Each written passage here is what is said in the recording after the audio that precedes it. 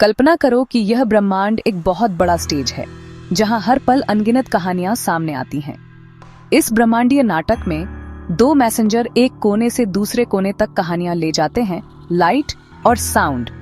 Light एक तरह की एनर्जी है, छोटे छोटे पार्टिकल्स का एक स्ट्रीम जिसे फोटोन कहते हैं, जो वेव्स में ट्रेवल करते हैं। इसे एक दिव्य मैसेंजर समझो जो बिना किसी रास्ते के बड़ी बड़ी खाली जगहों को पार कर सकता है।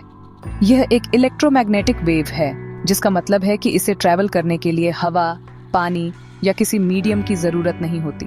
यह इंद्रधनुष के रंग, सूरज की गर्मी और दूर के सितारों की तस्वीरें सीधे हमारी आंखों तक पहुंचाती है, दुनिया को वैसे ही पेंट करती है जैसे हम इसे देखते हैं। यह ब्रह्मांड का प्राइमरी स्टोरी टेलर है, जो अरबों साल पहले के राज खोलता है। दूसरी तरफ साउंड एक अलग तरह का मैसेंजर है, जो ज्यादा जमीन से जुड़ा और ठोस है। यह एक मैकेनिकल वेव है, जिसका मतलब है कि इसे ट्रैवल करने के लिए कुछ चाहिए। कल्पना करो कि एक शांत झील में पत्थर फेंका गया। जो लहरें बाहर फैलती हैं वे साउंड वेव्स की तरह हैं। साउंड वाइब्रेशन से बनता है, जो मीडियम के पार्टिकल्स जैसे हवा, पानी या यहाँ तक कि ठोस जमीन को धक्का देते और खींचते हैं। ये वाइब्रेशन एक पार्टिकल से दूसरे पार्टिकल तक ट्रैवल करते हैं, जैसे एक लंबा हाथ पकड़े हुए लोगों की लाइन में एक मैसेज पास किया जा रहा हो। इन पार्टिकल्स के बिना, मीडियम के बिना साउंड खो जाती है, उसकी आवाज शांत हो जाती है, खालीपन में अपना मैसेज पहुंचाने में असमर्थ। इन दोनों मैसेंजर के बीच का मूल अंतर उनकी प्रकृति में है। लाइट आत्मनिर्भर है, एक खाली जगह का यात्री जो अंतरिक्ष के वैक्यूम से गुजर सकता है। यह शुद्ध ऊर्जा है जो हमारे ब्रह्मांड में सबसे तेज गति से चलती है। हम कुछ भी ऐसा नहीं जानते जो इससे तेज चल सके। हालांकि साउंड अपने आसपास के माहौल पर निर्भर करता है। इसे अपने वाइब्रेशन को फैलाने के लिए एक फिजिकल कनेक्शन, मैटर का एक रास्ता चाहिए। यह निर्भरता इसे लाइट की ब्रह्मांडीय पहुंच की तुलना में एक ज्यादा लोकल फिनोमिनन बनाती है। यह हमारी दुनिया की आवाज है, पत्तियों की सरसराहट, लहरों का टकराना, लेकिन यह हमारे वातावरण की सीमाओं से आगे नहीं जा सकती। यह स्वाभाविक अंतर एक ड्रामेटिक रेस के लिए स्टेज तैयार करता है, स्पीड की एक प्रतियोगिता जिसे हम अपने रोजमर्रा के जीवन में देखते हैं। लाइट निर्विवाद चैंपियन है, एक स्प्रिंटर जो रेस शुरू होने से पहले ही खत्म कर देता है। साउंड एक स्थिर मैराथन धावक है, भरोसेमंद और मौजूद, लेकिन हमेशा बाद में आता है। जब कोई दूर की घटना होती है तो लाइट हमें तुरंत विजुअल न्यूज देती है, जबकि साउंड अपनी धीमी गति से पीछे पीछे आती है। ये देरी, देखने और सुनने के बीच का यह अंतर, उनकी क्षमताओं में भारी अंतर और ब्रह्मांड के महान थिएटर में उनके अस्तित्व को नियंत्रित करने वाले मूलभूत नियमों की लगातार याद दिलाता है। उनकी स्पीड में भारी अंतर को सही से समझने के लिए चलो इस ब्रह्मांडीय रेस को धरती पर लाते हैं। लाइट लगभग 3 लाख किलोमीटर प्रति सेकंड की अविश्वसनीय स्पीड से ट्रैवल करती है। ये स्पीड इतनी ज्यादा है कि लाइट 1 सेकंड में पूरी धरती का 7 बार से ज्यादा चक्कर लगा सकती है। यह एक ऐसी स्पीड है जो हमारे ग्रह पर सभी व्यावहारिक उद्देश्यों के लिए तुरंत है। जब आप लाइट स्विच ऑन करते हैं तो आप लाइट के बल्ब से आपकी आंखों तक ट्रैवल करने का इंतजार नहीं करते, यह तुरंत कमरे में भर जाती है। यह लाइट की पूरी जबरदस्त वेलोसिटी है, एक स्पीड जो समय और दूरी के हमारे परसेप्शन को ही बदल देती है। अब साउंड पर विचार करते हैं। हवा में साउंड लगभग 343 मीटर प्रति सेकंड की ज्यादा मामूली गति से चलता है। इसे परिप्रेक्ष्य में रखने के लिए एक तेज यात्री हवाई जहाज उस स्पीड के एक बड़े हिस्से पर चलता है। अगर लाइट 1 सेकंड में ग्लोब का 7 बार चक्कर लगा सकती है, तो साउंड को सिर्फ एक चक्कर पूरा करने में लगभग 33 घंटे लगेंगे। यह एक ऐसी स्पीड है जिसे हम समझ सकते हैं और अनुभव भी कर सकते हैं। यही वजह है कि आप कभी कभी साउंड से तेज दौड़ सकते हैं, या क्यों किसी चीज को होते हुए देखने और उसे सुनने के बीच एक ध्यान देने योग्य देरी होती है, खासकर स्पोर्ट्स स्टेडियम में या आतिशबाजी के दौरान बड़ी दूरी पर। इस अंतर का एक क्लासिक और शक्तिशाली उदाहरण एक तूफान है। जब बिजली कई किलोमीटर दूर गिरती है तो आप लगभग उसी पल लाइट की शानदार चमक देखते हैं। लाइट की आपकी आंखों तक की यात्रा इतनी तेज होती है कि ये लगभग 0 होती है।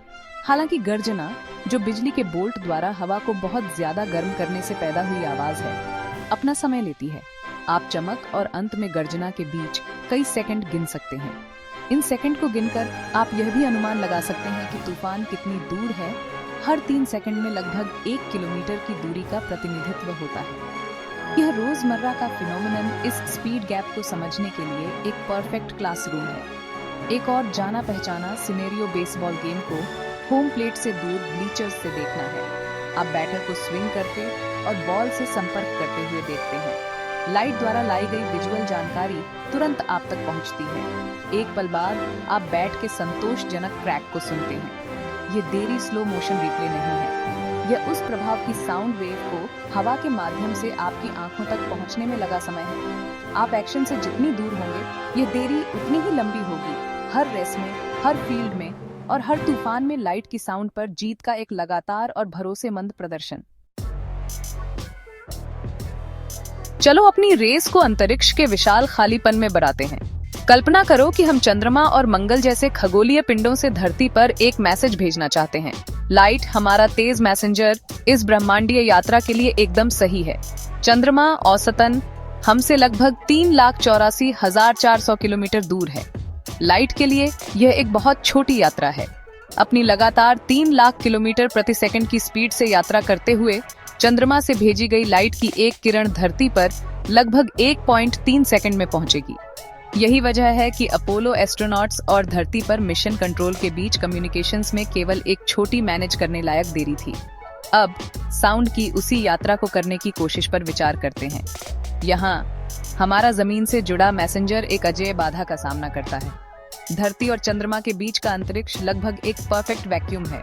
कोई हवा के पार्टिकल्स नहीं है, साउंड वेव्स को वाइब्रेट करने के लिए कोई मीडियम नहीं है। इसलिए चंद्रमा से एक चिल्लाहट, चाहे कितनी भी तेज क्यों ना हो, कभी धरती पर नहीं पहुंचेगी। साउंड बनेगी, लेकिन यह तुरंत मर जाएगी, 1 मीटर भी ट्रैवल करने में असमर्थ। उसकी यात्रा शुरू होने से पहले ही खत्म हो जाएगी। इसलिए साउंड को चंद्रमा से धरती तक पहुंचने में लगने वाला समय अनंत है। मैसेज हमेशा के लिए शांत खालीपन में खो जाएगा। जब हम अपने पड़ोसी ग्रह मंगल पर देखते हैं तो चुनौती और भी ड्रामेटिक हो जाती है। अपने सबसे करीब होने पर मंगल धरती से लगभग 55 मिलियन किलोमीटर दूर है। मंगल पर एक रोवर से भेजा गया एक रेडियो सिग्नल, जो लाइट का एक रूप है, हम तक पहुंचने में लगभग 3 मिनट लेगा। यह एक महत्वपूर्ण देरी है जिसका नासा के इंजीनियर्स को रोवर्स को कंट्रोल करते समय ध्यान रखना होता है, क्योंकि उन्हें एक कमांड का रिजल्ट देखने के लिए कुल 6 मिनट इंतजार करना पड़ता है। जब मंगल सूरज के विपरीत दिशा में होता है तो दूरी 400 मिलियन किलोमीटर तक भी आ सकती है और लाइट स्पीड की देरी 22 मिनट तक लंबी हो सकती है, जिससे रियल टाइम कंट्रोल असंभव हो जाता है। एक बार फिर, अगर हम मंगल से साउंड भेजने की कल्पना करते हैं तो रिजल्ट चंद्रमा के साथ जैसा ही है। ग्रहों के बीच अंतरिक्ष का विशाल खाली विस्तार साउंड के लिए कोई रास्ता नहीं देता। भले ही आप मंगल की सतह पर ब्रह्मांड में सबसे तेज साउंड पैदा कर सकें, यह पतले मंगल के वातावरण में ही फंसा रहेगा। यह हम तक पहुंचने के लिए वैक्यूम को पार नहीं कर सकता। यह बड़ा अंतर लाइट की एकमात्र सूचना वाहक के रूप में ब्रह्मांड में पूर्ण शक्ति को दर्शाता है, जबकि साउंड हमेशा उन दुनियाओं से बंधी रहती है जहां यह पैदा होती है, एक शांत ब्रह्मांड में एक स्थानीय आवाज। साउंड अंतरिक्ष में ट्रैवल क्यों नहीं कर सकता? इसका कारण बहुत आसान है। अंतरिक्ष खाली है। साउंड, जैसा कि हम जानते हैं, एक मैकेनिकल वेव है जो मूल रूप से एक पार्टिकल से दूसरे पार्टिकल तक ऊर्जा के डोमिनो जैसे ट्रांसफर पर निर्भर करती है। धरती पर हवा में अनगिनत अणु पास पास पैक होते हैं जो वाइब्रेशन ले जाने के लिए तैयार होते हैं। जब आप बोलते हैं तो आपके वोकल कॉर्ड्स वाइब्रेट होते हैं, जो उनके ठीक सामने हवा के अणुओं पर दबाव डालते हैं। फिर ये अणु अपने पड़ोसियों पर दबाव डालते हैं और यह चेन रिएक्शन तब तक चलता रहता है जब तक वाइब्रेशन किसी के कान के पर्दे तक नहीं पहुंच जाता। यह एक फिजिकल ठोस प्रक्रिया है जिसके लिए मैटर का होना जरूरी है। हालांकि अंतरिक्ष का वैक्यूम इसके विपरीत है। ये मैटर की गंभीर कमी से परिभाषित होता है। हालांकि ये एक परफेक्ट वैक्यूम नहीं है। पार्टिकल्स का घनत्व इतना अविश्वसनीय रूप से कम है कि सभी व्यावहारिक उद्देश्यों के लिए ये एक खाली जगह है। एक दूसरे पर दबाव डालने के लिए कोई हवा के अणु नहीं है, वेव ले जाने के लिए कोई मीडियम नहीं है। इसलिए अंतरिक्ष में एक बड़ा धमाका, जैसे एक स्टार का सुपरनोवा बनना, पूरी तरह से एक शांत घटना होगी। हम अरबों किलोमीटर दूर से लाइट का शानदार विस्फोट देखेंगे, शायद सदियों बाद, लेकिन हम ब्रह्मांडीय धमाके को कभी नहीं सुनेंगे। ब्रह्मांड अपनी सभी हिंसक और महान घटनाओं के बावजूद एक अजीब तरह से शांत जगह है। यह अंतर्वैज्ञानिकों, विशेष रूप से खगोलविदों और भौतिकविदों के लिए बेहद महत्वपूर्ण है। चूंकि लाइट अंतरिक्ष के माध्यम से ट्रैवल करती है, ये ब्रह्मांड में हमारी एकमात्र खिड़की बन जाती है। दूर के सितारों और आकाश गंगाओं से लाइट का अध्ययन करके खगोलविद उनकी संरचना, तापमान, दूरी और उम्र के बारे में जान सकते हैं। टेलीस्कोप, संक्षेप में टाइम मशीनें हैं जो प्राचीन लाइट को कैप्चर करती हैं, जिससे हमें ब्रह्मांड को कई अरब साल पहले जैसा था वैसा देखने की अनुमति मिलती है। ब्रह्मांड के बारे में हमारे पास जानकारी का हर टुकड़ा बिग बैंग से लेकर ग्रहों के निर्माण तक लाइट वेव्स द्वारा हम तक पहुंचाया गया है। हमारा वफादार ब्रह्मांडीय मैसेंजर। आखिरकार लाइट और साउंड की स्पीड के बीच का अंतर सिर्फ एक दिलचस्प तथ्य नहीं है, यह एक मूलभूत सिद्धांत है जो वास्तविकता के बारे में हमारी समझ को आकार देता है। यह नियंत्रित करता है कि हम बड़ी दूरियों तक कैसे कम्युनिकेट करते हैं, धरती पर और अंतरिक्ष में दोनों जगह। यह बताता है कि हम गड़गड़ाहट सुनने से पहले बिजली क्यों देखते हैं। वैज्ञानिकों के लिए यह ब्रह्मांड का पता लगाने के लिए आवश्यक उपकरण प्रदान करता है। लाइट की अविश्वसनीय स्पीड और वैक्यूम के माध्यम से ट्रैवल करने की क्षमता इसे ब्रह्मांड के रहस्यों को खोलने की कुंजी बनाती है, जबकि साउंड की सीमाएं हमें उन भौतिक नियमों की याद दिलाती हैं जो हमारी अपनी स्थलीय दुनिया को नियंत्रित करते हैं, जिससे हमारा ग्रह एक अन्यथा शांत ब्रह्मांड में एक अनोखा शोरगुल वाला नखलिस्तान बन जाता है।